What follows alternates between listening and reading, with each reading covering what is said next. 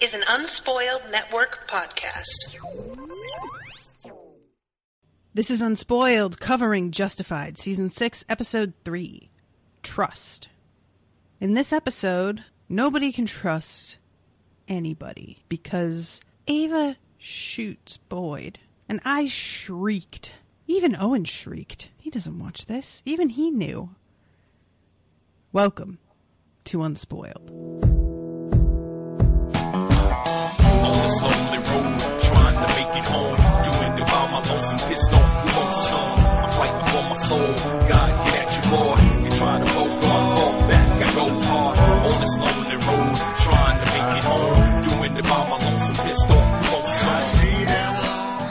Yeah, that was a fun series of text messages. Oh my God. I just couldn't, and when I rewatched it, I was wondering if he would have any sort of reaction, because he watches this show intermittently and so doesn't have the same sense of the characters and everything. But when she shot him, he had been looking at his computer and he looked up and looked stunned and went, "Holy shit, really?" And I was like, oh, thank God. If you hadn't had any reaction, I would have been so disappointed. But it wasn't even that she shot him, although that itself, it was how quickly she did it. It isn't, there's not much hesitation there, you know? She takes the time to say she's sorry, and he barely has a chance to say Ava, and then bam. I was stunned. One of those situations where she's decided she's going to do it, so now she better go do it before she loses her nerve, I think. Mm-hmm, definitely. Yeah. But that was a shocker. Absolutely. Absolutely. And yet, totally understandable. I'm going to say a spoiler real quick. So if you are not somebody if you're somebody who's listening along with us and you are unspoiled, unjustified, skip ahead by a minute. We'll give ourselves a minute to talk about this starting now. Spoiler, Natasha had a thumbnail for an upcoming episode and knows that Boyd is not dead. Okay. Which bums me out because I really kind of just wanted that to be a question. I know that it's going to be a question that gets answered probably the very following episode, but I liked how it ended in a very ambiguous way with a serious injury that he could have died from. Yeah. But then I see that thumbnail and I'm like, come on, why do they have to put a thumbnail? I just wish people who were sensitive to spoilers were the ones that were in charge of that, because that's happened to me before. Yeah, that definitely would have, I think it really would have changed the show a lot if they had went down that route. I think it would have been a pretty ballsy move. I kind of would have admired it. Yeah. But, yeah. So, I think that's a minute. But I just wanted to let you all know that if my tone in this is different than what you expected, it's because of that, knowing that. So, because otherwise, I would have had a different attitude, I think. But this was just a hell of an episode. It was really good. Yeah, and and that's the big thing to talk about, but there is so much other stuff that happens in this episode that's on its own still really, really good. Yeah. So why don't we get into all that? Yeah, let's do that. All right. So Justified Season 6, Episode 10, Trust, written by Benjamin Cavill and directed by Adam Arkin. 15th of 16 episodes Benjamin Cavill wrote for us, and 9th of 10 episodes Adam Arkin directs. The last two, by the way, are the finale of the series. So these are right on. Yeah, these are their big guns, and they do a great job. Yeah. So start. I almost feel like sometimes I feel like, well, yeah, they do a great job, but also they're in this point in this season where it's like you're getting all the best stuff to work with now too, plot wise, Also true. Also true. So I feel like it's not quite fair, but life's not fair. So what are you going to do? They're great. Right. So we open up with Catherine and Wynn Duffy on the phone with Raylan and Tim listening in. Mm-hmm. And Catherine's pissed that she was in the building that Boyd was just trying to blow up. And Duffy is trying to calm her down and find out what he can, because Raylan and Tim are right there and they want information. Because Duffy is a sneaky son of a bitch. He is a sneaky, sneaky sneak. Yo, I was like just sitting there kind of in awe of how he manages to dance around. Well, your reaction to his wedding proposal made me worried you were about to pull the rug out. Mm-hmm. I mean, he just says that shit and it sounds so legit. You know, he's just really good, which is apparently what makes Mikey so mad. I know. Yeah, and he is. Well, we'll get there, but you see him in this scene, and he's not looking at anybody. He's almost a piece of furniture at the back of the scene because he just so does not want to be there. Yeah. But yeah, Duffy manages to talk his way out of this particular rage tornado of hers, mm-hmm. and gets her to agree to inform him of any plans that Avery has to move the money. Right. Which is exactly what they need him to do. So, good Duffy. So Raylan is, I just love how Raylan is. He's almost in awe, like I am. You know, just kind of like, well, goddamn. And again, we're giving you a chance to atone for tonight's screw up. You told me to tell Boyd that the money was on the move. I told him it's not my fault. And Raylan's like, yeah, but you could have told him to make it look like it went bad so we'd have nothing to bust him on. And it's just like a around and around and around, you know, kind of thing. Yeah. And I almost wish that let Mikey think that was the case. Like, you know, he could tell them, like, of course I didn't do that. And then afterwards to Mikey be like, yeah, I did that shit.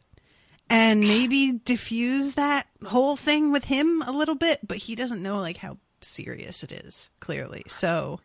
yeah. So obviously this is going to come to something of a breaking point with them a little later. What do you think his belief is about Mikey? Do you think he just doesn't care? Do you think he's doing this because he wants to show him how it really is?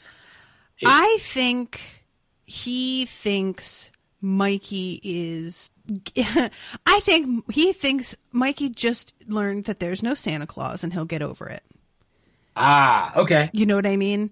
Absolutely. And I'm sure Win Duffy went through this at one point in his own life, and is just figuring that, you know, life is hard. It sucks sometimes. What are you going to do, buddy? And this is part of the job. And if you want to do the job, you're going to.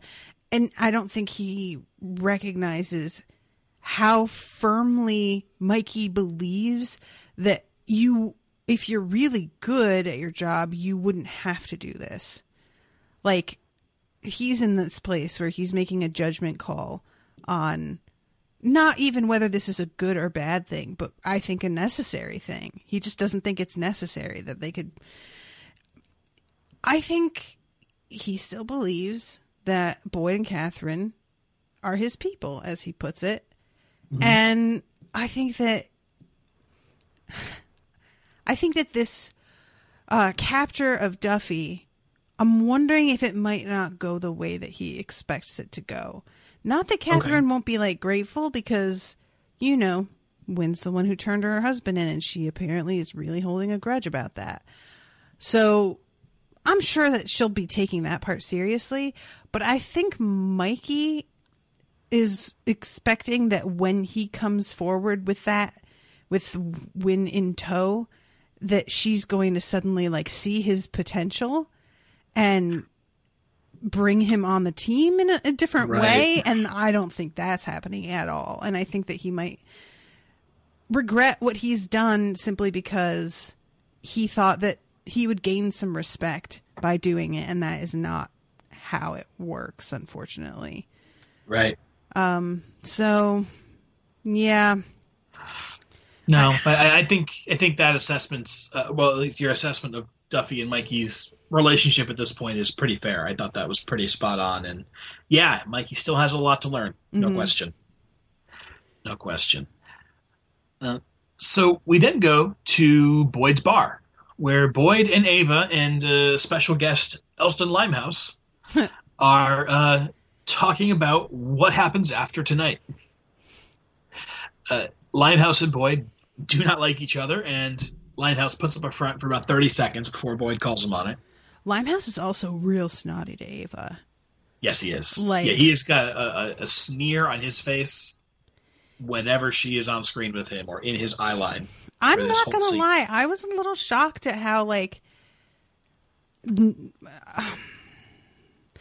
I just am not entirely sure what caused this turnaround for him, because he turns Ava into Boyd, which at the time, you know, there's no gain for him. And I was really like, why did he do it that though? Like, you know, and now seeing him and Ava, there's something that makes me think that he's just mad at her in particular. And I don't really know why. You know, yeah. I don't know. It feels personal all of a sudden. You know, it does feel very personal. And I wonder if it's because of the way things went down between her and his guy. Now, obviously, they tried to turn that around on her. Mm-hmm. But, yeah, not only did she manage to turn it back around on them, and she also managed to get out of trouble when Limehouse then ratted her out to Boyd. Yeah, okay, so maybe it was that she was clearly going to take advantage of him and not pay him jack shit for his trouble, and then didn't even get punished. Okay, yeah, that makes sense. I kind of forgot how much she was prepared to dick him over, so that makes sense. Okay, yeah. And then she has the gall to say to him, like, I wonder if it's worth the trouble, after he, like, oh, yeah, that's some shit. All right, that's fair. All right, Limehouse, I see you. So yeah, Boyd and Limehouse go into the back room, and Boyd eventually agrees to pay Limehouse his whole $100,000 reward money to help Boyd and Ava escape from Harlan with a new car and with new passports and the whole deal. After an initial fake out of, $50,000. He's like, yeah, I'm pretty sure you got more than that. He's like, God damn it. I think I heard it on the radio. He's like, I had a suspicion you'd bring that up. I was just hoping you wouldn't, but fine. Here it is. Yeah.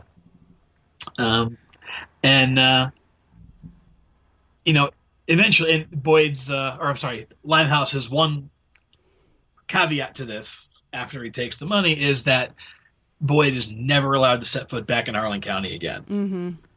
And you don't have to tell Boyd that twice. Yeah, I think that's fair. That's a fair deal. Yeah. And while they're talking in the back room, Ava is keeping herself busy out front when she sees Dewey Crow's gator tooth necklace with traces of blood on it, hanging from the squirrel behind the bar. Yeah, that gun's been sitting on the mantelpiece for ages now. About time somebody picked it up. Yeah, and so she pockets that for later use. Oh, and fucking Carl is like, oh, your uncle ran the wrong way back into the mine. There's no way he got out. And she's like, oh, he ran the wrong way. He is not a man who runs the wrong way in these mines. He knows what he's doing. Come on. I know. That's a little later, but yeah. He's coming back. I'm really interested to see how that works out. That's pretty short-sighted of Carl, but he's got his eyes on other things right now. That's true, yeah. So, Tim and Raylan are out on the streets, and they spot Avery's vehicle outside a diner. So they enter, and they find Boone sitting in an empty booth. And Raylan buys an ice cream, as he does. I love that. And then Boone talks to Raylan about how they are what Raylan later calls the keepers of the flame. This whole thing originates from the hat that the guy behind the counter is wearing. Yes. Which, in my opinion, looks like a hat that goes with a suit in the 50s. It does not, like, he's saying that it's basically a cowboy hat. I don't know the names of types of hats. Let me just put that on the table right here. So, if there's another name for a cowboy hat, I don't know what it is. Is there? Stetson. Is that it? That's not a Stetson, though, right? No. What the waiter has is a not a fedora, like a pork pie hat. It's not a pork pie either, though, because those are round. Um, I'm looking up types of hats. Be there for me, Google. Is it a fedora? Could be a fedora. I think it's like one step from a fedora because I never understand what that means. Not a Kangol. Come on. Here we go. There's a chart. Oh, there's always charts. I'm trying to see. It's too small. The chart's too small. I can't read it. Whoa, it's such a tease. Here we go. Not a derby. Not a Panama. Gambler. Gambler? Oh. Is that a thing? I'm not familiar with that as a kind of hat, but I'm also not very knowledgeable in hats except for baseball caps. So. Yeah, huh. Yeah, gambler hat or a derby, but it looks not like it's got a wider brim than that. Anyway, whatever it is, it's not, in my opinion, like this kid is front and trying to pretend he's a cowboy at all. Not even like it's something I wish like Raylan's just like, hey, we're not like on the same side here. And I wish that he had like actually brought up that, that hat's like not that kind of hat, right? But he doesn't. Homburg. Yeah, gambler hat has an even wider, like more flamboyant brim. Yeah, I was just looking at gambler hats and a Homburg? Homburg. Aha, not all the way I would have spelled. Yeah, okay. Does that seem right? I think so. I'm looking up pork pie because I always pictured those as like really round. But, well, maybe it is that. Maybe you're right because these aren't totally round. It's just that they have a small flat brim. And that's a very hipstery hat. It is. I think what Boone's point is, insofar as Boone has a point, is that he is wearing that hat to affect a certain appearance.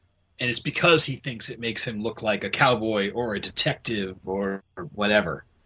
But, I don't think that's what he's thinking.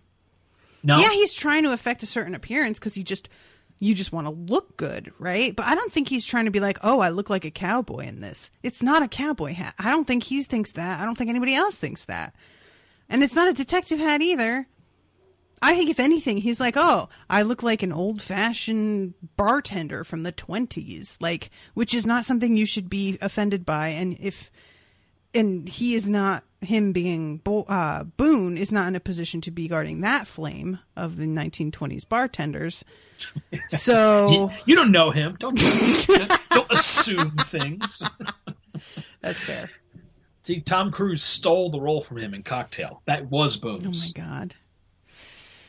Yeah, so I'm just like, the whole premise for this is just, it bothers me that nobody is just like, I guess, but if it makes you feel any better, Boone's a crazy person. Boone's just looking for a fight.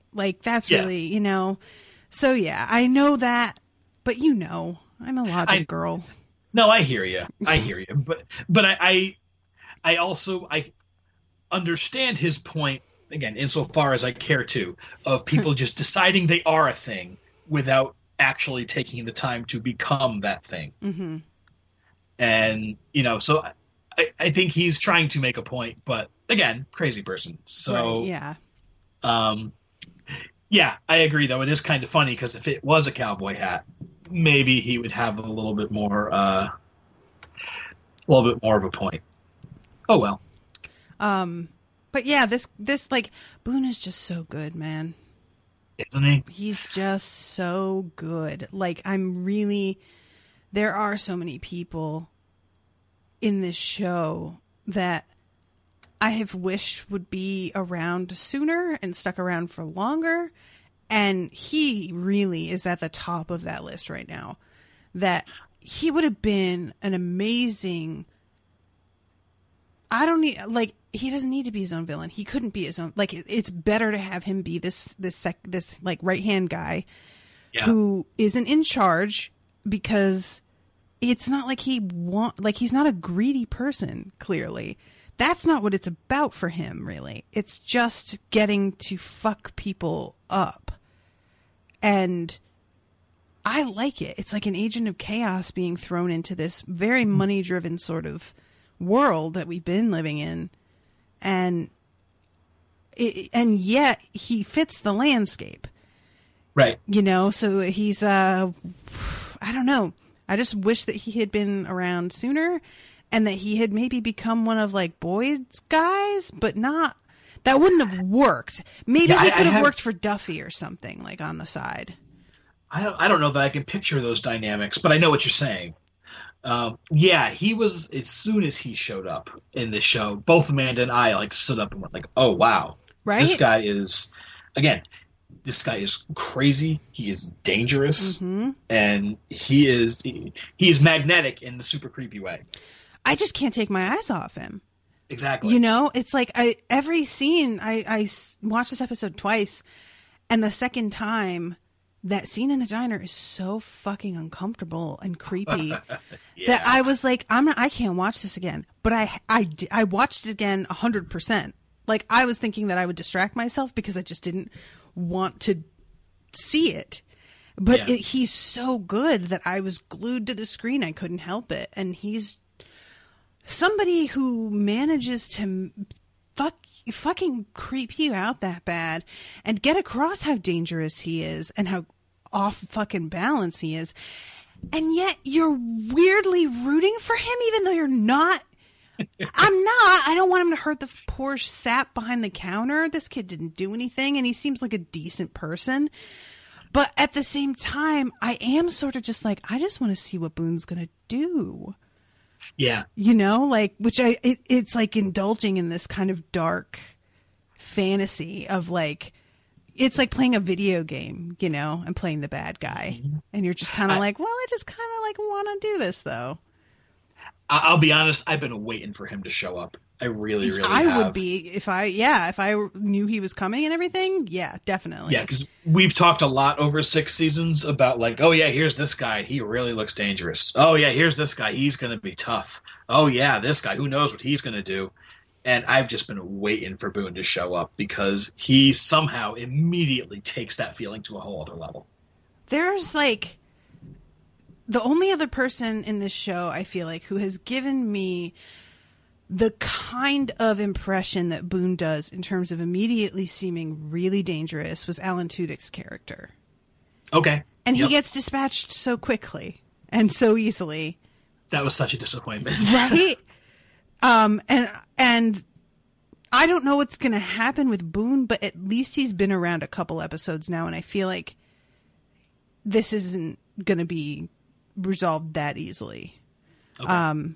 And I hope that it's not, is really what it is, because frankly, I'm fascinated by him. I'm fascinated by how willing he is to take orders, like how eager, actually, not just willing, but he is very much like, oh no, I'll do what you tell me to do. And I'm not even interested in fighting you or doing my own thing. That's not what you pay me for. That's not what I'm here for. And please don't like expect me to have an agenda, because that's the opposite. I do my job, you pay me, and then in the in-between times, I do the fucked up shit that I like, you know? Yeah. Yeah, I mean, he really is. You called him an agent of chaos earlier, and I think that's such a good idea because he doesn't have an agenda beyond, like, let's see what kind of fun I can have today. Mm-hmm. Yeah, so I'm just digging this character, and I really hope he doesn't go anywhere. Yeah. So we will, we'll talk more about Boone a little later in the episode. But Boone and Raylan have this conversation. Raylan generally thinks that Boone talks too much, and he overestimates how much the two of them have in common. Oh, that was another thing, too, when he's like, has anybody ever told you talk too much? And Boone looks at him and goes, yeah, one guy. He fucking killed that guy. And Raylan's response is, well, you're young yet. Oh my God. The way that he said, yeah, one guy, I was like, oh shit. Like, That line delivery, man, he's so fucking good. I just want to see this guy in a lot of other stuff. He says it, that pause, and you know he's picturing that moment he shot somebody in the face. And then one guy, just this whole thing happened in that one space of a moment. Anyway, sorry guys, I'm not jerking off about Boone anymore, I promise. For now. So Avery does come out of the bathroom, which is where Boone says that he was. And Raylan and Tim plant the seed that Catherine is informing on him to Boyd. And so they tell him to tell her when she asks, because she will, that the money is going to Charlottesville. Or is it Charlotte? I don't remember. But one of the other. Yeah. It is Charlotte. Okay, thanks. And Avery totally blows them off. But then as soon as they're gone, he takes out his phone and calls her. He sure does. And within moments, she asks a question. It's like the first thing she says. Yeah. I was loving this, though, because of course he's going to ask. I knew that he was acting casual for their benefit, but of course you are, because it's such an easy thing to test her on, Right. They are really good about planting that little seed, man. I love to watch them maneuver all of these pieces. Mm-hmm. And, we've seen that happen sort of all season, but it really seems to come to a head here until it all sort of goes off the rails. Right. Or, they set that up pretty brilliantly. We then go to the bar where Boyd and Carl are listening to Duffy as he's passing along the information he got from Catherine that the money is headed to Charlotte. Mm-hmm. Oh, my God. I just love how this goes. This whole thing is so smart. Oh. Everybody's being smart this episode. I like when that happens. And, and Boyd knows the road to Charlotte from when he used to make liquor runs there. And he knows exactly where they need to hit this truck for their heist. Mm-hmm. And Ava just sort of idly listens in the background, not paying particular attention, except for she totally is. Mm-hmm. Duffy, meanwhile, and Mikey are preparing to head back, I assume, to the hotel room. He says, well, let's go home. Because he has a new trailer now, right? Yeah. He's got a bed in it and stuff. I figured that was what he meant. Okay, that makes sense. But yeah, he says they're going to head home, and Mikey is acting uncharacteristically distracted. Yeah. And then he tells Duffy he's given up on his code. Duffy's like, are you going to put your big boy pants on now? And he says something like that. And I was like, oh, Duffy, are you listening to this guy? Yeah. When at what point did you see this coming? Was it immediate, or did it take a while to realize this is how this was going to go? It was once he started to bring it up again, and Duffy says something about getting bananas so I can have something that tastes the same coming up as it does going down. Yeah. And when he said that and was so dismissive of it, I felt like more than anything that would push me over the edge. Just how it's not even just about what I believe. It's about the fact that you clearly don't give a shit about my opinion at all. Which is really insulting when you've been with somebody as long as Mikey has. So I was like, oh shit, he is about to make his bed. And then when Mikey's like, yeah, something like that, I was like, yep, Mikey's gonna fuck him up. And truthfully, Mikey's more restrained than I kind of anticipated him being, because I thought he might go to town on Duffy for a second there, and he just makes sure he's incapacitated. He looks like a guy who could unload on him. Yeah, he does. He's got no neck. Yeah, exactly. But it's really it's kind of a shame, because I don't think that Duffy does disregard Mikey. He spends all season since he shows up. He talks him up, and I think he does respect Mikey, and he gets him, and he likes him. Mm-hmm. It's just in this instance he realizes Mikey doesn't know what the hell he's talking about. And not only, I don't think it's just that. I think Mikey is pointing out something about Duffy that Duffy does not like about himself. And nobody likes that. We don't want that. I'm sure that Duffy isn't the biggest fan of knowing that he is a multiple times now snitch. And here goes a dude that is continuing to point that out, and also somebody who had respected him a lot and who now does not. And that's a hard thing to see happen. I mean, that's a really good point. You know, that's just when you don't live up to somebody else's standards, it can be way harder than not living up to your own. But even so, we have our own, and we will just pretend that we don't sometimes so that it doesn't feel quite so terrible. But I think he keeps reminding Duffy, like, hey, you probably had a standard for yourself once that you're just totally ignoring now. Yeah. So back in Harlan, Tim and Raylan are surveilling an armored truck that is either it's unloading or seeming to take on a shipment of money. Mm-hmm.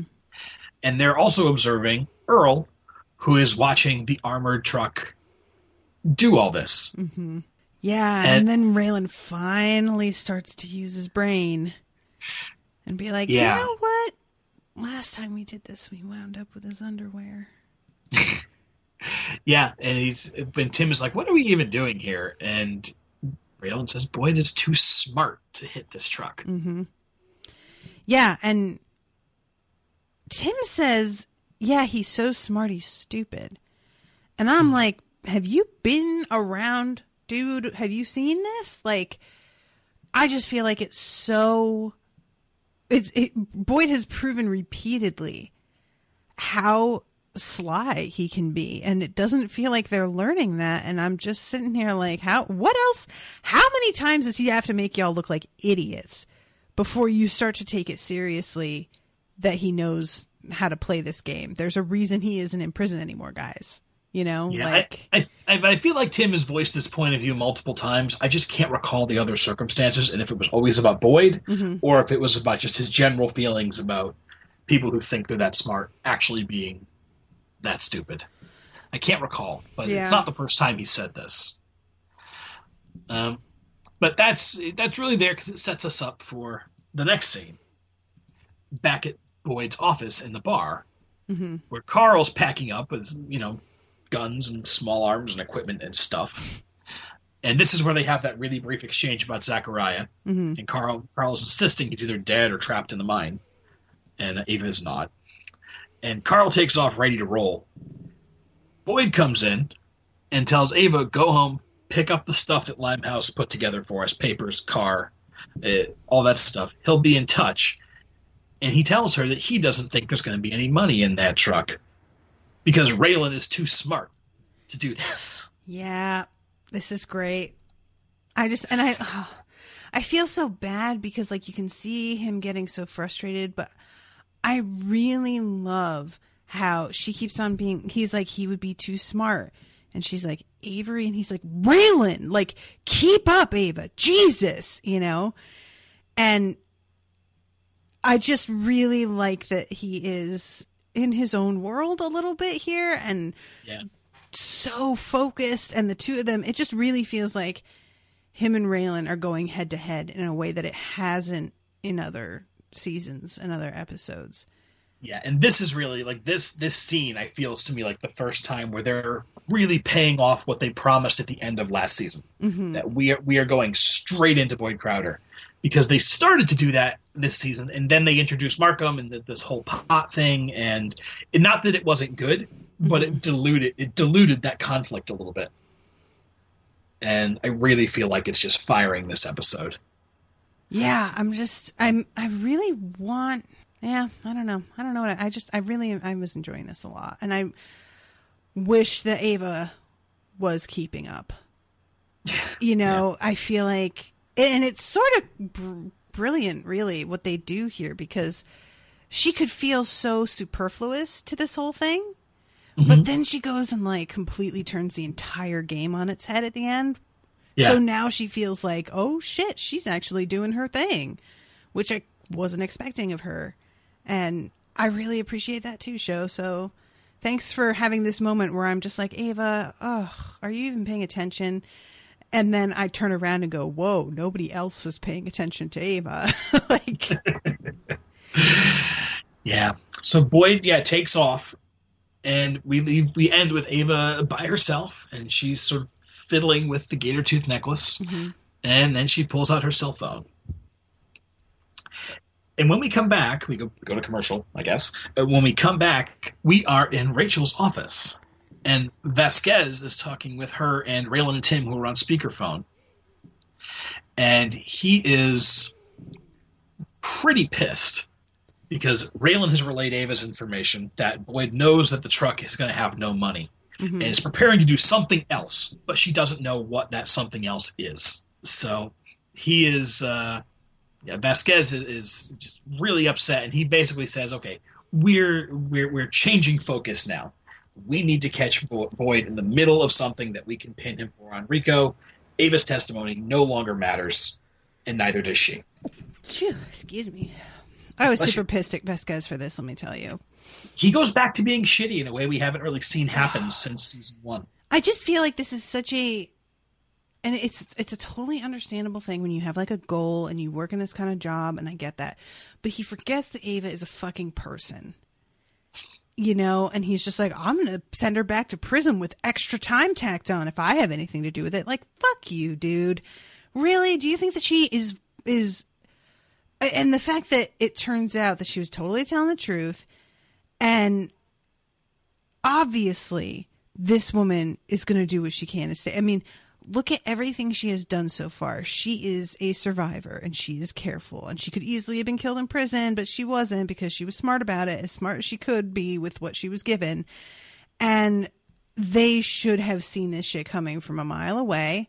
And also, I'm just disappointed in Vasquez is really what it is, you know? Me too, because he is the one who amps this up on Ava, and eventually he's the reason that this gets as screwed up as it gets. Mm-hmm.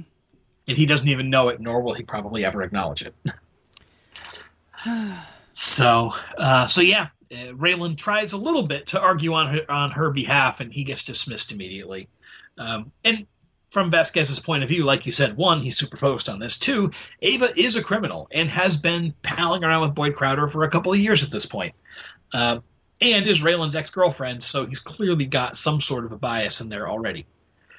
So, you know, I understand why he is so dismissive of all of that, even though it sucks, because we know Ava a little better than that. He basically comes out and says his intention is to return her to prison. And then hangs up on Rachel's phone. Oh, that made me so mad. It's a great little button on the scene. I wanted Rachel to cut his hand off. She's so restrained, but I just wanted her to, like... makes me mad, you know? Oh, yeah. Because you were done talking to him, right? And she's just like, well, it doesn't fucking matter now. Yeah. Thanks for nothing. You dink. So, back alone in their vehicle, Tim and Raylan, they talk a little bit about Ava. And then they talk more specifically about how they think this is going to end. Or, I guess, how they don't think it's going to end. Right. Tim kind of talks about there being a trial and Ava being on the stand. And Raylan says, you really think this is going to end in a trial? And I mean, that kind of surprised me, too. I was glad that he actually said it out loud. Yeah. Yeah. And Raylan then says, you know, do we really think Boyd's going to let us take him in? Or is he going to go out in a blaze like the outlaw he spent his whole life trying to be? And then Tim shoots that back and says, well, I guess that'll be up to him. Won't it, Raylan? Won't it, Raylan? He said slowly, keeping eye contact, which Raylan does not return. I loved it so much. Like, that's one of the first moments in the show, too, where I recall Raylan looking old. When he says, won't it, Raylan? The look that Raylan has on his face, he just looks like he just aged, like, quite a lot. And I don't know. There's something about that interaction I really enjoyed. Well, you know, he looks a little older in this season than, you know, they've let him look in the past. Just the tiniest bit of gray at his temples, a little bit of gray in his goatee. Yeah, and it's not something I think that they've let him do before. Yeah, agreed. But he looks a little tired. So we leave them to ponder, and we go to Catherine Hale's room, where she is putting on makeup, and then she turns around, exits the bathroom, and finds Boyd, pistol in hand, waiting for her. I really thought that was Boone for a second. It could have been. Yeah, they give it a moment there where they just start at the shoes and head up. Mm-hmm. Yeah, there's something about the way that he's sitting that has this like casual arrogance to it that I thought it was going to be Boone. And it wouldn't have been surprising considering that it seems like she just outed herself to Avery. So, but yeah, this was a really... It's nice to see her off her balance for a second. You know, she gasps and steps back and doesn't know what to think. And that's just not her state of being. So, yeah, well done, Boyd, too, because I did not think he was going to pull this off. No, not. It's so simple when you see it too. Mm-hmm.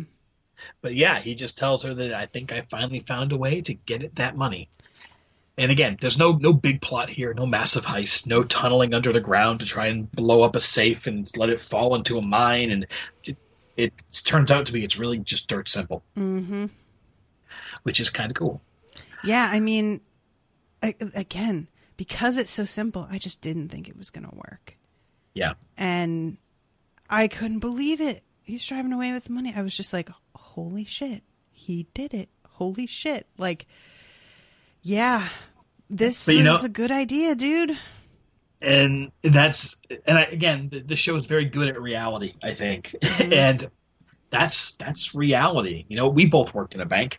Most bank robberies don't happen with ski masks and machine guns. True. It's somebody walking up to a teller and handing you a piece of paper saying, I have a child tied up 3 blocks away. Give me this much money and nothing will happen to him. Wow, and I as never a teller, heard about that tactic. Oh yeah. I was told that specifically. How when I started. Weird. Okay. Yeah. You know, if the customer does whatever like that, then you do what they tell you to. Just give them the special money with the tracker in it. But, you know, there's still, that's most robberies. Mm-hmm. It's not violence. It's just give me the money. Nobody gets hurt. You do it.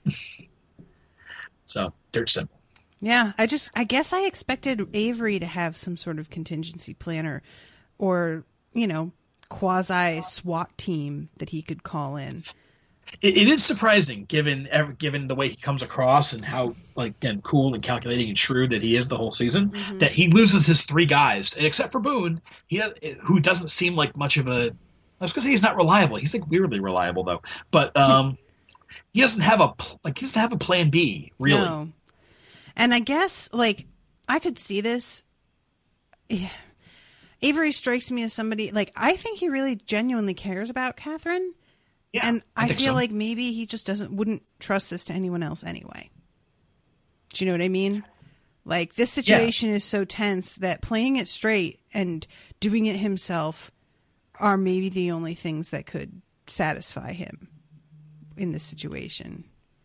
That's fair. That's fair. And I think he does care about her. I just also think he cares about money more and doesn't have a problem necessarily sacrificing her, circumstances depending. Although I guess in this episode we see that there's a limit to that. Yeah. Anyway, again, we're 20 minutes ahead of ourselves here. Sorry, guys. We do go to Avery though, and he is having a drink with Loretta's great aunt Lillian, and he is turning on the charm and pouring glasses of single malt liquor. Was this scene so good or what? Who is this bitch, and why did she have to die so quickly? Yeah, you see where Loretta gets her iron in her. Man, it is so great. Yeah, he does his very best to sell her on the idea that Boyd is bad news for her grandniece. And she shuts him down hard. She gives him all the way to the end of his pitch. Yep. But, yeah, then she does not let him go before he knows exactly how she feels about him. I love how she doesn't just tell him and try and be amiable about it. Yeah, I know what you're doing. She's like, I know what you're fucking doing. You think I'm an idiot. I know all about you. I know that you're just going to have my niece die in some mysterious accident and then either kill me or try and get me to sell out to you. And I just have 2 words for you.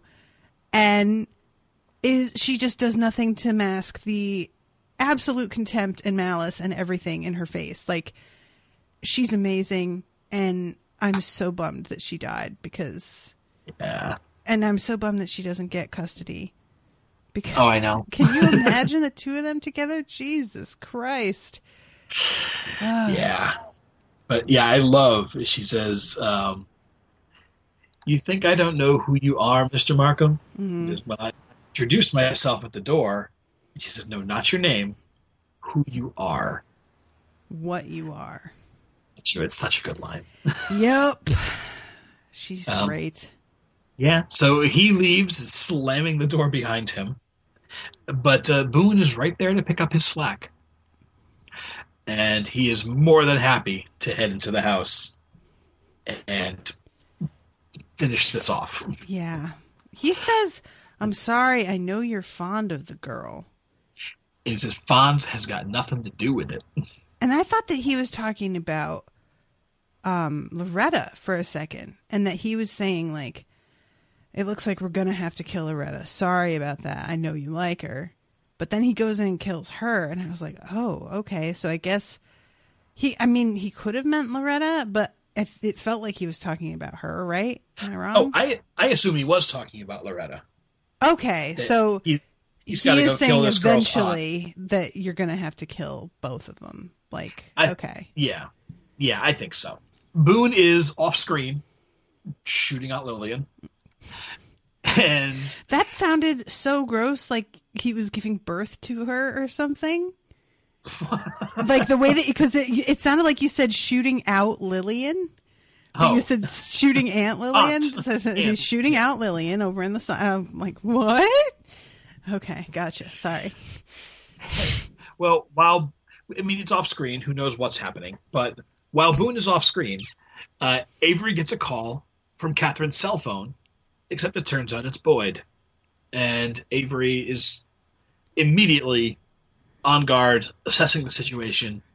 He realizes what's going on. I was wondering where you'd got to. And Boyd instructs him to load up my money in your car and drive on a certain route while awaiting further instructions. And he repeatedly says, if you do not do this alone, if you do not do this, if you do not do this, then Catherine's going to die. Yeah, and that moment when Avery interrupts him and says, understood, and hangs up, I just felt so bad for him.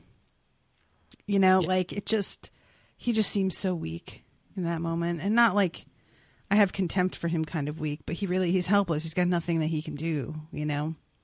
Yeah. I just felt for him, man. That's a rough position to be in, especially some guy that's used to being in control. Shit has not gone his way in a minute. No, not at all.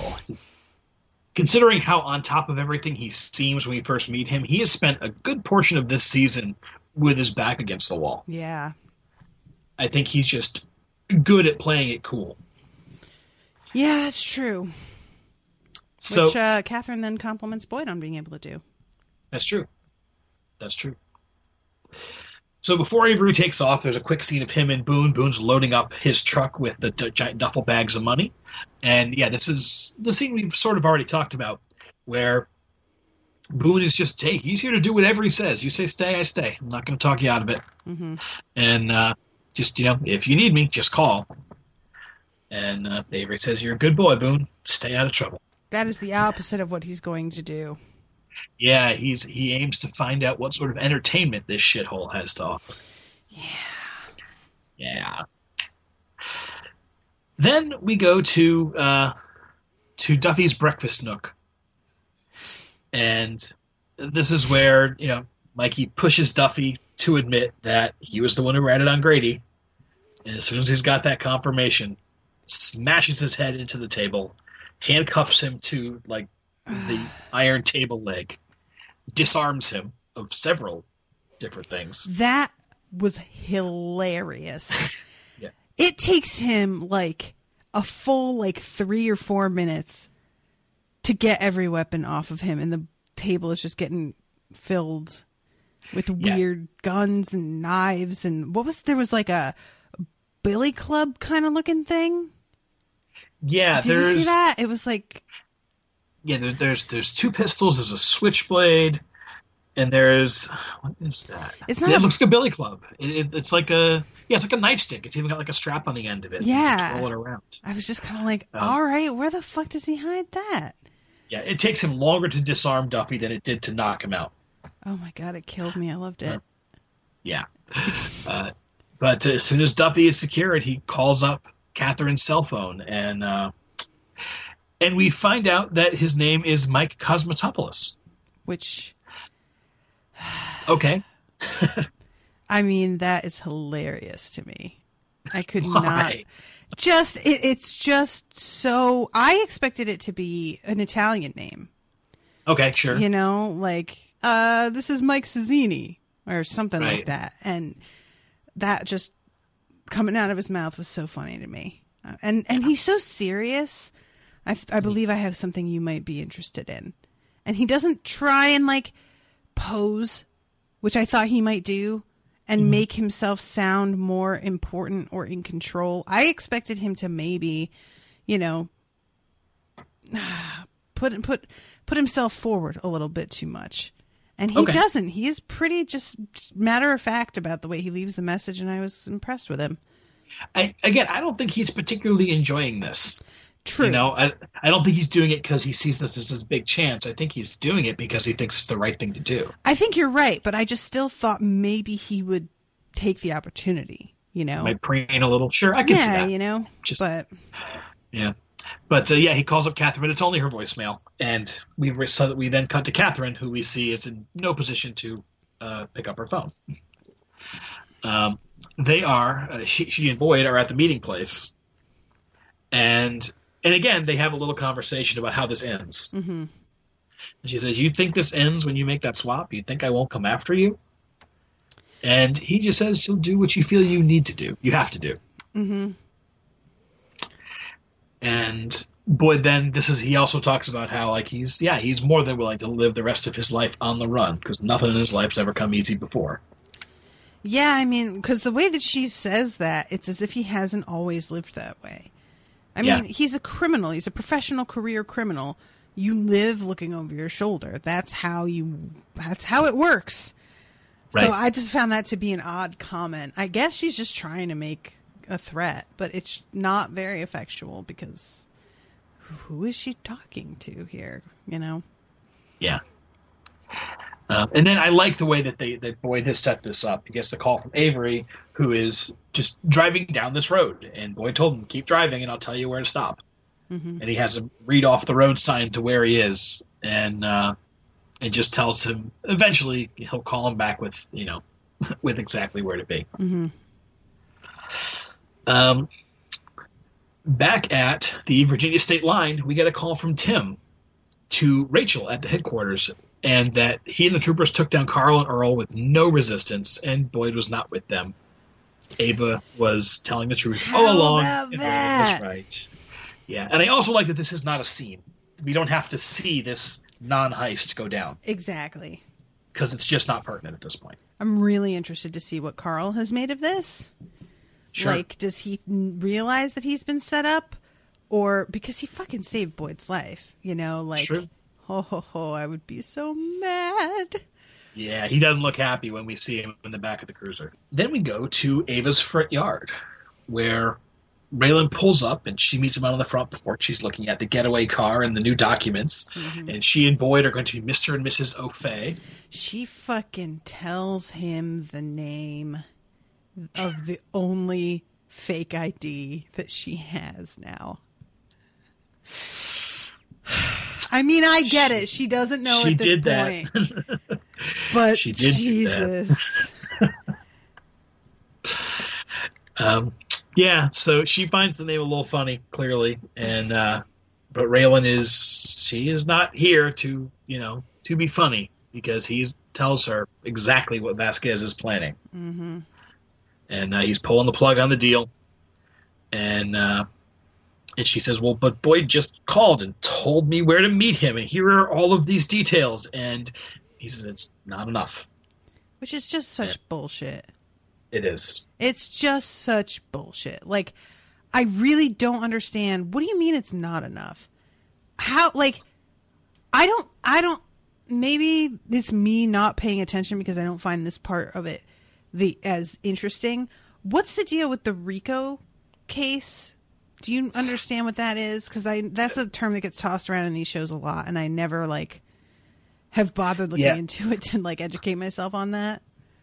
RICO is essentially something where if you have more than one person in a room discussing their intent to commit a crime, you can get them all on a conspiracy. Okay. It is essentially what it is. It was something that we put in place back in the 70s to stop the mafia, Italian mafia. Okay. The idea was that this threat is just too much, so we can't. The normal laws aren't working on these guys. We need to institute this thing, or if we can just catch several of them in a room together talking about a crime, then we can pin that crime on all of them, and we can get them. Since then, it's expanded and expanded and expanded because they instituted these laws without any safeguards on them. And now anybody who's in a room with any other people talking about crimes can be prosecuted under RICO. But basically, yeah, they need Boyd in a room talking about committing a crime in spot X. And then when they get to spot X, they can arrest them all and use RICO to take them all down. I don't pretend to understand the nuances of it. I'm sure that there's somebody in law enforcement or a lawyer or something who's listening to this podcast and screaming at me. I'm like, because why do they need to have him say that he's doing something and then you catch him doing it? Why is catching him doing it not enough? Because that's what it sounds like he's saying. Do you get what I mean? I do, and I wish I had a better explanation for you because I know what I explained. I didn't explain it as fully as I should have. But anyway, I just like, he says it's not enough. Vasquez says to Raylan, it's too late for that. And in both of these cases, I don't understand why. It feels like she's doing all she can. And I like, just because you're not getting the results you want doesn't mean that she isn't doing her half. I mean, she's straight up like, the fact that she's still informing on Boyd after everything that she's been through with him, that is impressive shit. And I know that they know, or at least for a minute, Raylan knew that she had been burned. But then she, like, turned right the fuck around again. So, I don't know what this poor girl needs to do to be treated like she's worth something, you know? It's just really hard to watch. Yeah. I think that this got incredibly... got a lot more personal for Vasquez than maybe he expected it to. Okay. And I don't think he thinks very much of Ava. Yeah, that's so. Clear. Yeah, especially given that they have this idea that she might have ran a couple of weeks ago, although Raylan never exactly reported it. Mm-hmm. And suddenly she's burned, but then she's not, and she's been so difficult to deal with as being an informant.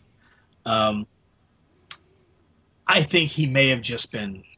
Maybe not posturing, that's probably not the right word, but I don't think she gave him exactly what he was looking for, and so he's just throwing up his hands and saying, let's ditch her entirely. Sick of her.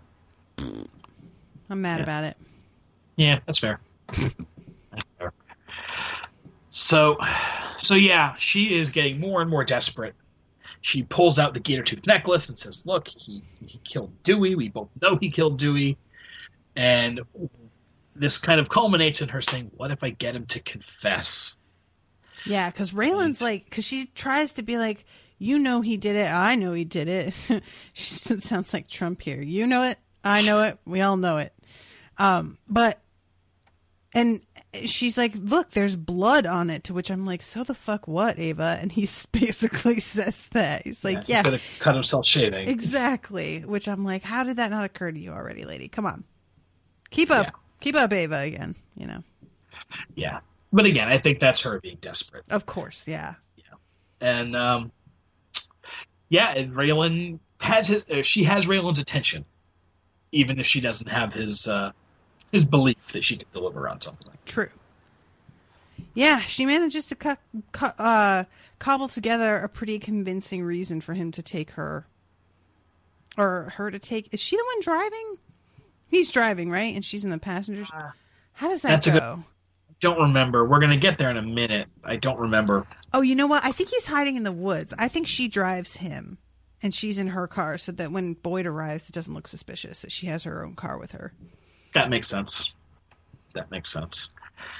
Yeah, we'll get there in a second. Before we go there, though, we go back to the diner where Boone attempts to buy a hat.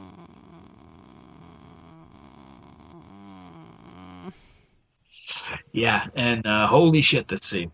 This scene, I swear to God. This actor, and also the guy behind the counter is pretty goddamn good, too.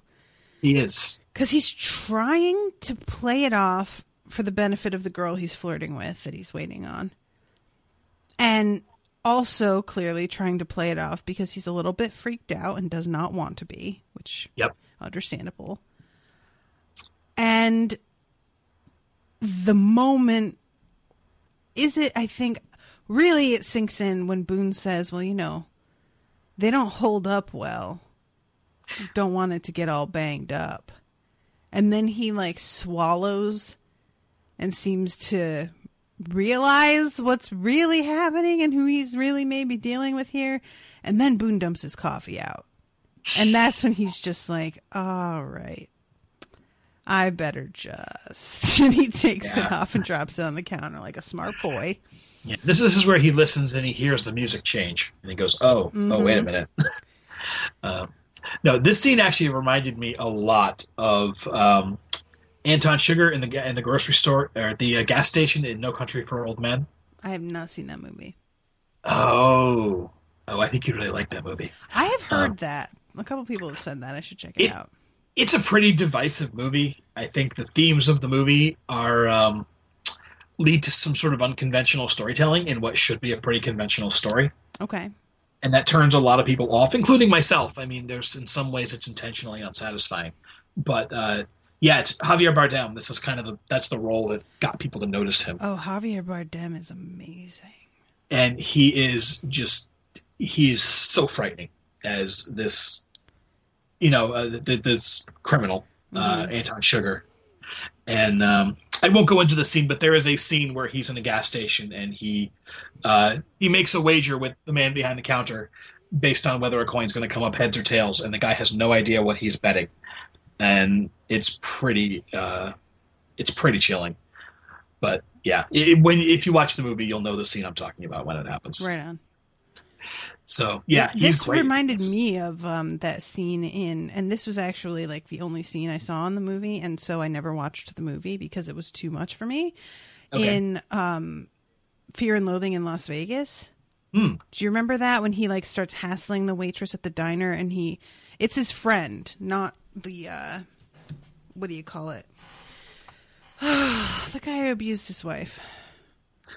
Johnny Depp. It's not the Johnny Depp character. It's the guy with him. Benicio del Toro. And yes. And he is hassling the waitress. And I think he like grabs her at one point and like shakes her. And she gets away from him and he goes and rips the phone right off the wall. Mm-hmm. And they don't wind up. I thought for sure they were going to kill her. And they don't. It's just them. It's just him with this like power play moment. And maybe he would have if she had not been quite as passive as she was. She manages to kind of like possum her way out of it. But it was so fucking nerve-wracking that I felt like sick to my stomach. And that's what this reminded me of. And it's in a diner also, too, which I was just kind of like, what the fuck, man? I don't want to go to diners no more. Yeah, I haven't seen that movie since college. I need to give it a rewatch. Yeah, that was like playing in my common room when I was in school in California. And it was the only scene that I saw. And I felt sick over it. It just bothered me a lot. And I never watched the whole rest of the movie after that. I was just like, this isn't for me. I'm pretty confident. So I remember being mostly confused just because I'm not a drug person. So all the drugs in the movie just kind of made me go like, all right, this is weird. Fine, I guess. It's interesting. Right. But most of the people I was watching it with were watching that because, they're tripping balls, man. Yeah, that's just so not interesting to me. Like, yeah. Why you want to watch someone else trip? I guess. Yeah. But, yeah. Yeah, this guy, and I know we've already kind of talked about this, but Boone I made a very specific connection with him in this scene particularly, although he is way more dangerous in this scene than, the connection I'm thinking of here. But I was thinking back to a bachelor party when a friend of mine got married about 10 years ago. And at the end of the night, his best man had hired 2 strippers to come to our hotel room. Okay. And it was the 2 strippers and their, the guy who comes with them, their bodyguard, for lack of a better term. Right. A real tiny guy, so we just naturally assume he's got a gun on him. Because if they're not bouncers. Fair, yeah. Yeah. But there was maybe, 11 or 12 of us, and we were all mostly friends except for one guy who was like a friend of a friend who was there. And Jimmy, who was the groom, said to one of them, he kind of said, like, don't worry, all these guys are cool, except that guy over there. I don't really know him. The rest of these guys are teddy bears. and sure enough, that guy didn't quite know when to stop, didn't quite know how to keep his hands to himself. Yeah. And and I've never quite forgot that they kind of say, like, no, this is not how this goes. Stop. Mm-hmm. And just recently, I was at another bachelor party that wound up at a strip club I didn't know was going to be there. So, generally speaking, this really isn't my thing, but it is just part of bachelor parties sometimes. So, my friend, who was also the groom, his older brother was there. He's the youngest of 3, and the middle brother has always been kind of a weird dude. Never been quite right. Never quite found his way. He's always just been kind of this weird lost soul. Okay. And when we were in the club, he said a couple of things that night, including a couple of he and I talked about, I forget what, but it wound up coming around to Muslims. He started saying a couple of things. He said, like, this guy, this is the kind of guy who wounds up being convinced to drive his car into a herd of protesters. He's just a lost guy who's getting taken in by some stupid shit, and it's turning him sour. And when we got to the club later that night, he had that exact same expression and that exact same inability to function in society. And we go, like, I've known this kid for 20 years, and I've never thought of him as dangerous before. But he is somebody who could be really dangerous. And Boone just he reeks of that to me. Again, he is obviously more actively dangerous than than either of these guys that I'm talking about. But just that misfit kind of person who doesn't have he doesn't know how to fit into every type of society, and maybe it isn't terribly interested really. That's really what I get out of it, is that he finds the fact that he doesn't fit to be a badge of honor. Yeah. Yeah, I agree, but there's just something in his eyes, and just to realize that I've seen that somewhere in somebody that I know or somebody that I've been around. A little nerving. A little bit. Yeah. A little bit. And again, the guy I know is not this guy, but all the same, it's just like, yeah, you're off. Yeah. And it's something I forgave for a very long time, and I just can't do that anymore with this guy because it's gone to a different place where I'm out of excuses for you. Yeah, I feel like we're all reaching that point with a lot of our friends that we've suddenly like crossed this threshold and we're like, oh, okay, you know what? I tried to like have patience, make excuses, what have you, phrase it however, but I'm realizing that that's not panning out, and it's actually gotten worse, if anything. So, yeah, it really is. But like I said, just rewatching the episode, it struck me so strongly, and it's something. It's the kind of thing that really can sneak up on you too about a person, like you said, like just. If you aren't talking about the right subject matter, it isn't immediately apparent, and then all of a sudden, just like a well-placed or poorly placed, as the case may be, comment about something, and all of a sudden you're like, oh no. And it's not even necessarily what they say as much as the inflection with which they say it. I was having a conversation, I was telling you about this a little while back with somebody on Facebook who seemed like a sane and rational human being until all of a sudden they started trying to suggest that a man couldn't rape a woman that he loved, which is absolutely fucking untrue on every level. And tried to argue with what is very commonly accepted as an attempted rape scene in The Walking Dead, suggesting that that wasn't what happened, even though I have yet to speak to a single other soul who didn't see it that way and read it that way. And once he started to pull this out, it was suddenly so clear, like, oh, because there were a lot of other things in the conversation that I had sort of let slide. Yeah. But once he started to argue with me about that, I was like, okay, so it wasn't my imagination. I just was hoping to be wrong, really, is what it is. You're just hoping you're wrong because you want to believe the best in people. Yep.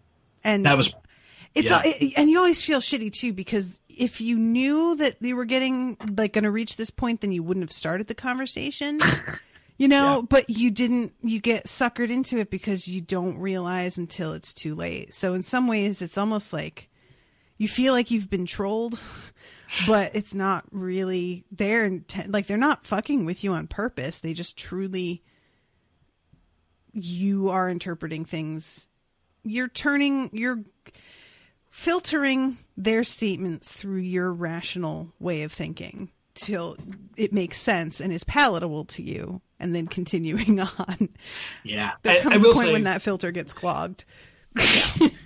Well, with this exact guy, I mean, I'm actually not super shocked that the conversation went there, although he's never given any actual indication that that's, you know, that he's falling into some of this weird stuff.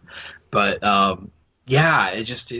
again, this stuff about Muslims and stuff. I mean, don't you think that they're trying to unite Europe under this banner of the crescent moon? And I'm just like no, I don't. Like, well, you know, they have a lot of babies. They look at how fast they're breeding. And it's like, yeah, we all have a lot of babies. Don't worry about it. And I shut the conversation down and said, like, no, I think that's a ridiculous oversimplification of a really complex issue. And no, just no. Oh, man, that is... And that was the end of it. He stood up and walked away, and that was great. I think that would get me because I haven't heard that particular, like, concern before. They're trying to unite Europe, and also, look, they're having too many babies would catch me totally off guard because that's not an argument that I'm prepared to hear, you know? It caught me off guard, too. I'm not good on the fly. I'm not good when I have to make something up on the spot. But in this case, I was just so incredulous. It's like, what, really? That cracks me up. Yeah, there's just the refugees are coming in and they're infiltrating all the countries and they're breeding and they're breeding and they're breeding. Man, all right. But yeah, I just, like I said, the actual actions of this guy and this guy are nothing at all the same, but just something in the eyes and something in like the weird awkwardness to him. Let me ask you a question about Boone. Do you think Boone qualifies as a sociopath? I think because he seems to get off on making people scared, probably a psychopath. Okay. Because a sociopath is somebody who just generally doesn't seem to give a shit about other people, but it feels like more than that with him. You know, a sociopath is somebody who is so self-absorbed and unconcerned with how what they're doing affects other people that it doesn't even like register for them. And see, I thought that's what a psychopath was. Well, let me look it up. Psychopath versus sociopath. I'm sure there is somebody who is just like ready to tear their hair out listening to us. Sorry, listeners. Leave us a review and tell us all the things we got wrong. Right. Sociopaths are often called psychopaths and vice versa, but there are differences. Sociopaths and psychopaths do share some traits. Oh, just get to the point already, will you? A sociopath is usually a person with antisocial personality disorder, repeated violations of the law, pervasive lying and deception, physical aggressiveness, reckless disregard for safety of self or others, consistent irresponsibility in work and family environments, and lack of remorse. Psychopath can be thought of as a more severe form with more symptoms: lack of guilt or remorse, lack of empathy, lack of deep emotional attachments, narcissism, superficial charm, manipulativeness, reckless risk-taking, which sounds in a lot of ways exactly the same to me. So I'm not really sure, like, okay. Do you know what I mean? Like, that it just sounds like they're using kind of the same words in the second one. I found The psychopath is callous yet charming. He or she will con and manipulate others with charisma and intimidation and can effectively mimic feelings to present as normal to society. The psychopath is organized in their criminal thinking and behavior and can maintain good emotional and physical control, displaying little to no emotional or autonomic arousal. I'm not sure what autonomic means. The psychopath is keenly aware that what he or she is doing is wrong, but does not care. Conversely, the sociopath is less organized in their demeanor, might be nervous, agitated, quick to display anger. A sociopath is more likely to spontaneously act out in inappropriate ways without thinking through the consequences. Compared to the psychopath, the sociopath will not be able to move through society committing callous crimes as easily as they can form attachments and often have, quote, normal temperaments. Both are capable of committing horrific crimes, but a sociopath is less likely to commit them against those with whom there is a bond. Okay. So what do you think? I think psychopath seems to make more sense, but just the utter joy that he has in, like, trying these things. Mm-hmm. Maybe he's a psychopath who really doesn't have any qualms about putting up a social front for people. Yeah, it seems like the point, like the way that this is phrased sounds like they're presenting as normal to society, probably when they have to, right? Right. But like he is the kind of work that he's in, he doesn't need to worry about that. He's not trying to go to an office job during the day, you know? Right. Right. So, yeah, it's just, yeah. Well, I find that interesting. I just found a WebMD thing that talks about them. It's the cold-hearted psychopath, hot-headed sociopath. Yeah, he feels cold, right? See, I guess he feels cold because he doesn't care, but he seems to have so much joy in what he's doing that I have a hard time associating that with my understanding of psychopaths and sociopaths. Huh, okay. But again, maybe I'm just wrong. I don't know that I've run into one. So, see, for like when you say joy, that doesn't feel right to me because it seems more like glee, like malicious glee, which feels cold. Joy is like this, like, I don't know. There's a satisfaction that comes from that, and I don't feel like he's ever going to be satisfied. All right, that's fair. That's fair. That's enough of a difference for me to, hang my hat on that. I just can't, like, I'm just trying to imagine being this kind of person where you enjoy just poking at somebody. And I really thought this kid was going to die. I really did. Well, we don't know what happens. We don't see him again after this scene. That's what I said to Owen, because Owen was like, does he kill this kid? And I was like, maybe. Like, I don't know if he does. But yeah, it just made me so uncomfortable, man. Oh, brother. Yeah. Yeah. I'll see if I can find for you. There's a show I listen to called Snap Judgment, a storytelling podcast. And there was about not a brain surgeon, but like a brain scientist, I guess, who was studying psychopathic brains. Okay. And he got all these brain scans, different psychopaths, and he had to have a control brain to, judge the images against. Mm-hmm. So he did a brain scan of himself, and it came back as a psychopath. Whoops. And so he said, like, that's crazy. That's got to be wrong.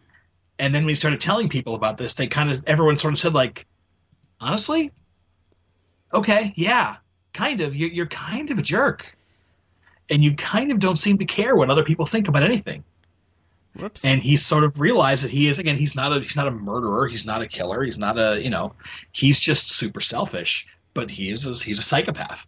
And it is this long story, and it's all about him and his journey to being a psychopath and trying to, like, he has a wife and kids, and is trying, now that he knows what he is, the life that he leads and sort of the lie that he puts up. Right.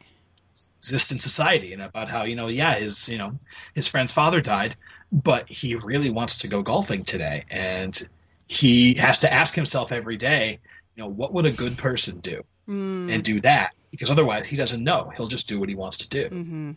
It's fascinating. So if I can find it, I'll send it to you. That's honestly something that I have struggled with and been a little alarmed by a couple times, is like, I'll have to stop and be like, what would the average person do? Because I will have reactions to things that I don't think are really normal and can be very cold.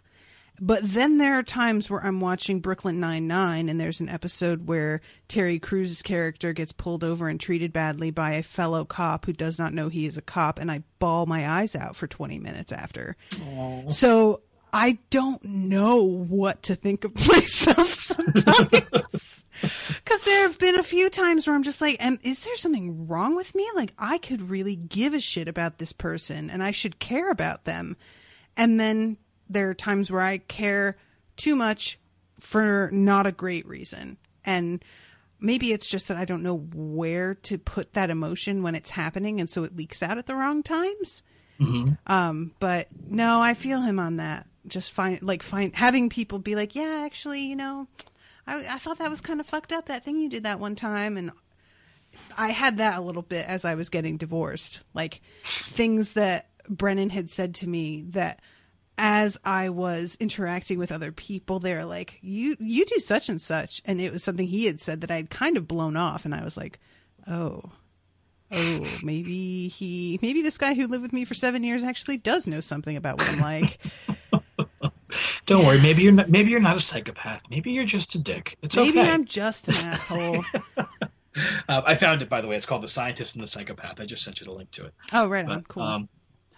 But anyway, so yeah, Boone is at his most terrifying here. Yeah, and he is just, like you said, taking such glee in messing with this waiter and this poor engineering student. And when he comes back in and sits down next to this girl, I was waiting for him to like assault her or something, just when he says, what have you got worth taking? There's so many levels to that question, and I hated it so much. And again, we don't get an answer to that at all. So it just hangs there. It's like, oh God, what happened? Yeah. I don't like it. Yeah. So moving on from that scene, we go back to Raylan and Ava, and they are in the car. And which is my video catches up. We'll see whether or not she's driving.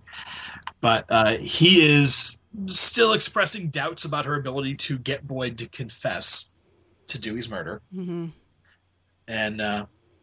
And she says, Raylan, if I didn't know you any better, your tone suggests you doubt the power of my feminine wiles. Oh my God, it was so great. And then she follows up by saying, the thing about getting a man to do what you want, Raylan, it's not so much what you say as how you say it or what you're doing at the time. Which I was just like, so what, does she plan to fuck him and then ask him while they're fucking? Like, what do you even mean by that? That would be kind of amazing. And right? Just cut to Raylan in the woods looking horrified. Oh my God. It's not what I wanted at all. There's an episode of Sex and the City where Charlotte's dating this guy and really, really like they're planning on getting married, but he can't marry her unless she converts to Judaism. And so they would be getting married, and they've talked about it if she converted, but she's not ready to do that. And so she is fucking him and is on top of him, waiting for the moment when he's about to come, and then says, is this Jewish thing really that important? And he says, no. Oh God, no. And then he comes. And later on, she like tries to hold him to that. And he's like, come on. I was coming. I'll say anything when I'm coming. Get out of here. Thankfully, she kind of drops it. But I was definitely like, what are you doing, lady? God. That's really funny. I have heard that it's a much better show than people who didn't watch it gave it credit for when it was on. It's one of those that, like, it is better than people say, but the things that suck about it really stand out more as I've gotten older and learned more and become a little bit more aware. So in some ways I feel like it's dead on, and in other ways it has not aged well, you know? Gotcha. Yeah. So, oh, and by the way, Ava is driving the car. Okay, yeah. So, yeah. So we cut away from them. We go to our penultimate scene, which is in the middle of nowhere when Avery finally pulls up to where Boyd and Catherine are waiting by the pickup truck. Mm-hmm. And Avery shows them he's unarmed, and then he transfers all the duffel bags of cash into the pickup. I just couldn't believe it. Yep, just hands it over. I just couldn't believe it. I felt so bad. And then, as they are about to ride off into their respective sunsets, Boyd drops the bomb that Catherine has been the mastermind behind everything that's happened this season. I just thought you ought to know. He starts laughing as he's saying it, like he can't contain how not only delighted he is to be saying it, but how almost disbelieving he is that he's in the position where he just gets to fucking say this and drive away. Like, it's sort of like when you tell your boss off and you realize, like, you just won the lottery and you just get to say some shit and then be like, fuck you, motherfuckers, and walk out and nobody's going to be able to do shit to you. I mean, it is a pretty fucking amazing moment. And the look, like, Avery does not try and play it cool with Boyd. He does not try and be like, oh, I'm not listening to anything you have to say. He turns and looks at Catherine like, fucking bitch. Yeah. You know, it was beautiful. It was beautiful. Oh, Boyd. Yeah, and he takes off, and Catherine admits that she did believe that, although she doesn't now. And she says, so what happens now? Are you going to kill me? And he just looks at her. He has this expression on his face and does not answer. He looks like he wants to say, like, I fucking should, is what it looks like he wants to say.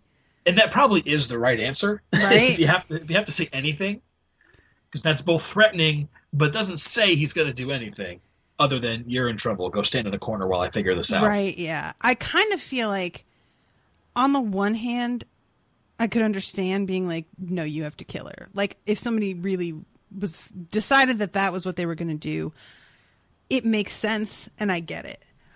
But I think that they have reached a point in their relationship now where they have reached ultimate trust.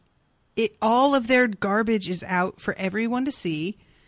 They have come this far. I feel like if they can get through this, they're going to be okay, you know, in this weird way. That's a really interesting take. I just want them to be okay because now that I know for sure that it wasn't either of them, they're great together. You know? Yeah, they are an oddly cute couple. Yeah, I like it. And while they're having their conversation, Boyd is alone in the truck, punching the ceiling and screaming to himself. Yeah, you think? Holy shit, I would be losing my fucking mind. Like I said, I just didn't think he was going to be able to pull this off. I really just figured Avery was going to have somebody up his sleeve, and it was going to blow up in Boyd's face. Raylan would show up. I don't know what, you know? But the fact that he's able to get and we know that the money's in the bags. I mean, that is pretty goddamn good.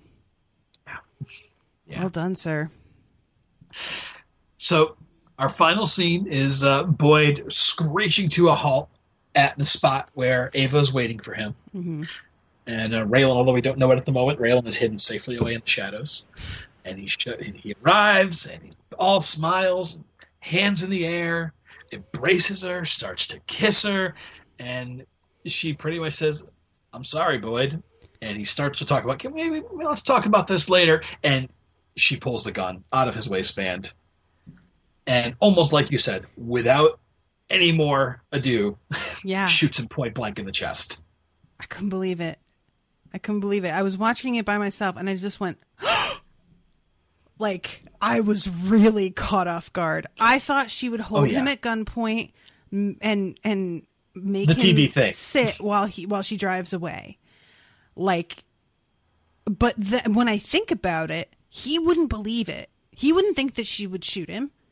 Yeah. He wouldn't let her just back away. He'd come at her. So she knew that she had to shoot him. One, because he wouldn't let her walk away. And two, because Raylan needs something to keep him fucking busy. Yeah. And so, well played, Ava. Jesus Christ, though. Yeah. Because I gave you what you always wanted. Boyd Crowder bleeding at your feet. She's not wrong. Nope. And yes, she can't go back to prison. And he reminds her, you know what happened when you ran last time, right? So, well, that time I didn't have $10 million with me. That is a reasonable statement to make. Mm-hmm. And it ends with him saying, "I'm going to come after you." She says, "I know." What is she supposed to do? Just not try and avoid going back to the place where there are people waiting to kill her? Yeah. Like, come on, dude. Of course she's going to try and run. And if you catch her, she winds up in the same fucking place she was going to anyway. You got to take the risk, right? Yeah. I totally agree. I mean, she's come this far, so doing this isn't that much more of a betrayal to Boyd. And she doesn't know it, but Vasquez is already determined to give her more time. So fucking fine then. Yeah. Just pile it on there. What do I care at this point, you know? Yeah. Yeah. And I love Raylan's look in this scene as well. Mm-hmm. He just gets that real, it's not resigned, but it's real calculating. Yeah. And it just really, I didn't expect this, and I'm not happy about this. And I think I need some time to process this. Mm-hmm. I mean, he kind of underestimated her. Like, everybody kind of has continued to underestimate her, really. As you said. Yep. Yeah. I mean, I did. You know, I didn't expect her to fucking do this. It was genius. Well done, and I'm impressed, but I didn't expect it at all. Yeah. So let me actually ask you about, we've talked a lot about Ava and, and whatnot, and I actually wanted to ask you about Boyd. Okay. At this point, right up until this scene when he gets shot, he's essentially finally, after 6 seasons, kind of gotten what he wanted, which is $10 million in the back of his truck. Right. He's a simple man. What do you think of his journey through this show? Starting out with the preacher and the neo-Nazi thing, and then the just broken coal miner into this criminal empire. Like, it's his character arc. It's really weird, right? Like, when you stop and think about who he was in the first episode and how despicable he was. Do you remember him talking about how Ava's his brother's wife, and so it's his responsibility, like in the Bible? As it says in the Bible, yeah. Like, I was thinking about that the other day, just like, who are you? Like, he's just a totally different person now. And it's really, like, on the one hand, it's a little unbelievable that he really has turned the corner so drastically that it feels like he's kind of renounced a lot of the shit that he was representing in the past.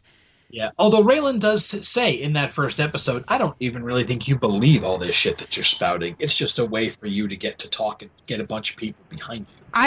That's the one thing that makes it feel okay to me, is that it feels like they kind of tried to establish that maybe he's full of shit, just in general, which makes that more believable.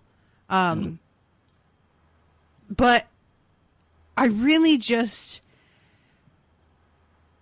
I feel bad for the guy, because I feel like what he wanted initially because what Raylan points out as being like his motivator here is that you want a bunch of people behind you on your side. Like you want to be a leader of men in a way, right? And he isn't that. And he like has not got to be that at any point. He like for a second he had people, and that's just never worked out so far. It's true. So like I feel bad because the money thing, I don't think in the long run would make him happy. He is somebody who likes to be at the center of things and be in charge, and just even if he didn't like it on his own terms, he is just that kind of magnetic person that shit would start to happen wherever they went. I feel like he would find himself starting to take that role. You know what I mean? Okay, sure. So I feel like that's more who he is and what he's about. And the money thing is certainly like, it's not like it doesn't matter, but I really think the money thing was meant to be like, so that I can like set up shop and be a comfortable crime lord. Not just so that I could stop doing this altogether. Yeah. Do you know what I mean? So yeah. I don't know. Yeah. I feel bad because I just don't feel like he got where he wanted to go with any of that. And I was thinking about like with him and Avery and so many of the people on the show, the crux of all their problems is the same problem as in any management position, which is that it's just so hard to find good help nowadays, you know? And he is a smart guy and he's tried his best, but people are dumb, especially where he is and in the work that he does. And maybe that money could have gotten him entry into a community where he could have been set up with people of a different caliber somehow. Could have gotten involved in maybe, you know, selling cocaine instead of weed and heroin. And maybe that would be like a higher class thug or something. So what if he was like born and bred in Detroit, like the mobsters that we were running into in seasons 3 and 4 and 5? Mm-hmm. You think he would have fared a little better? I think so. I do. I think that he outclasses everybody that he has available to him to work with. You know? Okay. Okay. And I don't know. Yeah. And maybe this isn't apropos of the current season, but what do you think about his arc in season 2, now that you've seen so much more stuff that he's gone through? Because much more than season 1, that's when he really, really grabbed my attention. When he sort of renounced everything and became this total shut-in coal miner working man. Back to basics, leave me alone. I don't want to deal with anybody. I forgot all about that. And that was really good. Much more than season 1. That really grabbed me. Mm-hmm. And I thought that made him incredibly interesting. And I was so curious where it was going to go. But then he kind of totally abandons it. Like, I don't know what ultimate impact any of that had on his arc from there to now. I mean, I feel like he was doing penance in his mind. I don't feel like that was meant to be. For those people he got killed? Yeah, right? Like. Okay. I can get behind that. It just seems like. I mean, that's how I would see it. If I were in his, like, I would feel like I had to do something, and dropping the pretext of being somebody worth following after fucking up so badly. Yeah, I think it's a really interesting question, like the idea of it. And then he kind of gets his hand forced, but once he's back in it, that's just him. Yeah. So I guess he just sort of gets over it and realizes he can't run from who he is. Maybe. I mean, a little bit. By this episode, he's just willing to give up his guys. He's just like, yeah, that's Carl and Earl. They're just going to go. They're probably going to get caught. Maybe they're going to die. I don't know. But the important thing is that me and you are safe. I mean, he was ready to just bail on everybody at the beginning of the season. Right. And Ava was like, all like, first not about it, then about it. But we have seen that he does not feel like he is tied here at all anymore, which is a shame because Carl was so loyal. I feel like Carl is not really a character that I like feel like I should care about as much as I do. But he has just put in the time and the energy and the effort and the goodwill and has had faith. And it's just shit to see him being treated this way. Sure. It's hard to find good help if they know that you're going to fucking throw them to the wolves, man. You finally found good help. All right. Yeah, because I figure we don't ultimately know what happens to Boyd here, but he is definitely, the worm has turned for him in this episode. So I thought it might be a good time just to talk about him and everywhere that he's been, because it's such an interesting journey to me. And like I said, I've just had some trouble making heads or tails of it in some ways. Yeah, I think I had just forgotten straight up about some of that stuff. So it's interesting to have you even ask the question, But yeah, he's certainly gone on a journey for sure. All right. Yeah, I guess I'm trying to think. I feel like there's still so much left to find out what happens. We've kind of talked about all of it. So that's our episode. We just have to sort of hold our breath and see what happens next. 3 episodes to go. Yeah, I guess so. 3. And I do like that our characters are talking about essentially things that sound like everything is ending. Yes, definitely. Yeah, there's just this whole feel to this season. Like, I really like the way that they've handled the whole tone of it, because there have been many a season of many a show where it felt like they wanted to wait to wrap things up until the last 3 episodes. And this show, we're wrapping up since like the last 2 episodes of the previous season, which is a really smart way to handle it, to do it ahead like that. Right. So yeah, I'm here for it. I've been liking it. All right. Just saying. So yeah, that's it then. That's it. Well, man, 3 more episodes. So the first week of November, yes, is the one that we're going to be. And next week, you and I are going to be recording on a different day. You and I are recording on Friday. That's right. I forgot about that. Yes, we are. I just wanted to mention that, in case you had forgotten. I sure had. So same. Rashawn was the one who reminded me actually yesterday, and I was like, "Oh, right." Which is Thor Ragnarok coming out next week? No, Thor Ragnarok is coming out on the night that we record our last episode of Justified. Oh, that's so mean. Yes, which is why I'm desperately seeking a co-host who wants to change nights. Oh, that's right. Oh, that's so mean. Yeah. Yeah, and even if you succeed in changing nights, that's not going to be different for me, because that sucks for you, right? Yeah, we're champing at the bit, honestly, to buy advance tickets. And I was like, maybe someone will ask. Maybe. Some good reviews too. Guys, I don't know. We might have to do that episode the week after, and maybe we can make it up to y'all and do it live or something. There we go. All right. Leave us a review and let us know what you think of that idea. Yeah, good effort there, buddy. I like that one. Everything today has just been, well, yeah, why don't you leave us a review and let us know what you think about that.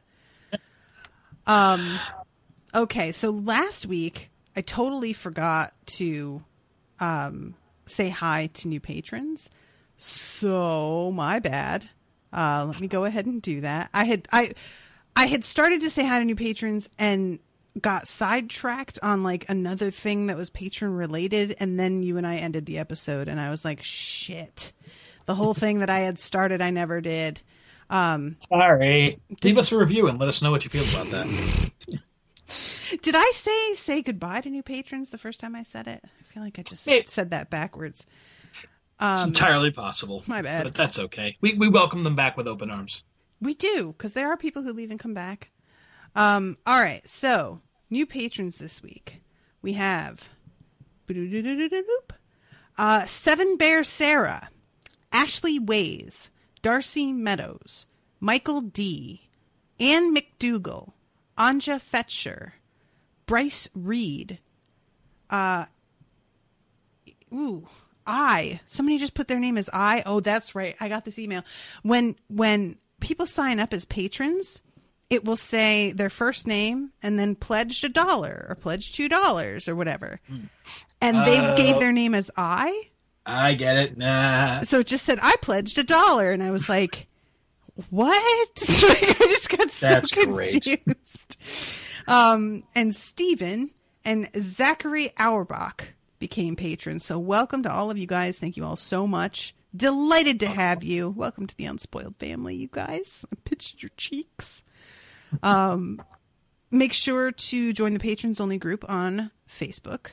And I released another Unspooled episode last week. I'm going to be doing the next one over the weekend, which is an extra long one and extra spoopy. And I'm also doing Twin Peaks with Maggie, which has been a trip.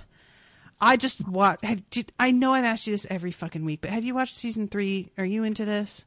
I have not. I'm really curious now that we got Cody on our jailbroken Amazon Fire Stick. I'm super psyched to watch Twin Peaks. It's just a matter of finding the time.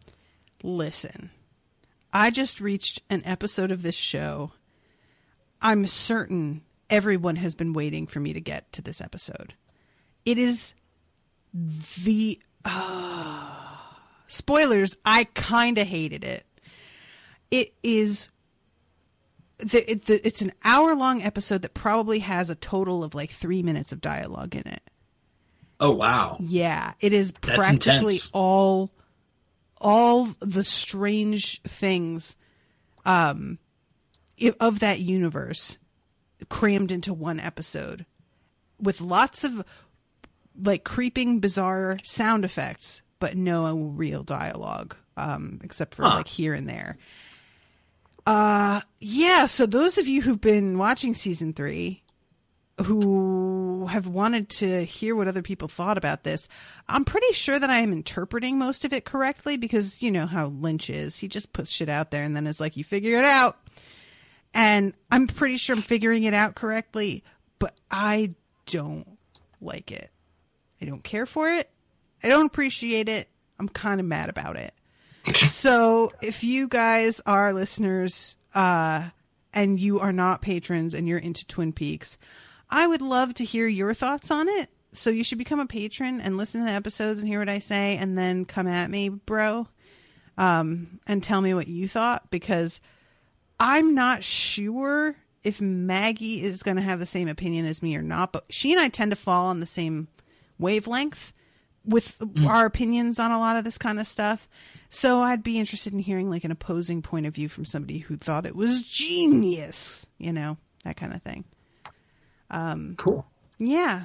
So I think that's about it. Do you have anything you want to add, sir?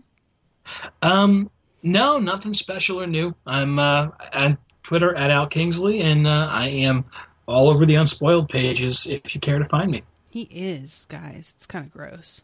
I'm everywhere. I'm man-spreading all over Unspoiled. Oh, it's super gross. Yeah, sorry about that. And reminder everybody that I did the last book club episode on Bag of Bones with the gentleman from Overdue podcast, which was super fun and went really well. I think we're hopefully, you know, someday down the line going to do that again. And that will be going up on Monday the 16th. And I'm excited about it. And yeah, I think that's everything. All right. Well, thank you, sir, for being here this evening. Thank you. Always a pleasure. And thank you all for listening. Like Alan kept insisting, please leave us a review. Let us know that you're listening and that you like the show. We love you. Not insisting, suggesting. I'm going to go with insisting. It's fine. It's fine. You can insist. It's no big deal. But yeah, do that, everyone, because you know what? The show's almost over, and you're going to feel so bad if you don't remember to leave a review until after the show's over and I don't get to read it out loud on the air and like say thank you to you personally. Aren't you going to feel bad about that? I think you probably will. You'll feel like a real jerk. So Go do it. All right, everybody. We love you. See you next week. Toodaloo, motherfuckers. Bye. On this lonely road, trying to make it home, doing it by my lonesome, pissed off, you want some. I'm fighting for my soul. God, get at you, boy. You try to